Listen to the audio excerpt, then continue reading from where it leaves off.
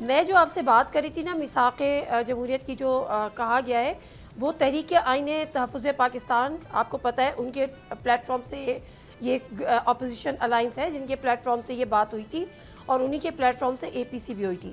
جو باتیں آپ نے پی ٹی آئی کے حوالے سے کی ہیں وہ 100% درست ہیں، لیکن یہاں پر جو محمود خان اچکزئی صاحب ہیں وہ اس کو ہیڈ کرتے ہیں، اس اپوزیشن الائنس کو.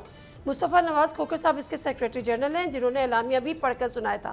آپ ان سے رابطہ کر لیں. اچکزئی صاحب ہیں، ان سے روز ملاقاتیں ہوتی ہیں لوگوں کی، اور اچکزئی صاحب کی موجود اسپیکر صاحب نے یہ ساری باتیں کہی ہیں. اور رابطہ کسے کہتے ہیں؟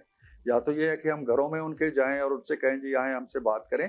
معاملہ نادیہ آپ لوگ سمجھتے ہیں اچھی طرح سے، میڈیا سے بات ڈکی چھپی نہیں ہے.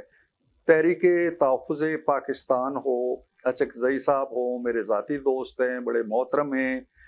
اس سارے جو معاملے کی ناک میں نکیل ڈلی ہوئی ہے، اس نکیل کو تھاما ہوا ہے پی ٹی آئی کے جو بانی ہیں انہوں نے، عمران خان صاحب. اچھا، یہ کوئی بھی ان میں مقتدر نہیں ہے، کسی کے پاس اختیار نہیں ہے بشمول اچکزئی صاحب کے کہ وہ کوئی بات کریں، کوئی فیصلہ کریں.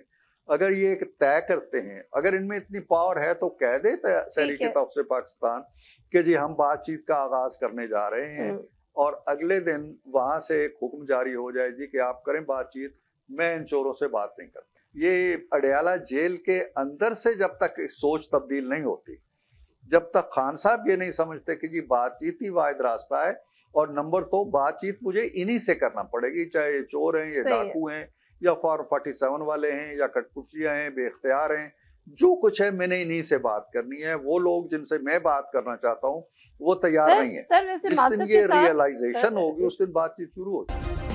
سبسکرائب کریں اور بیل دبائیں تاکہ کوئی خبر رہ نہ جائے.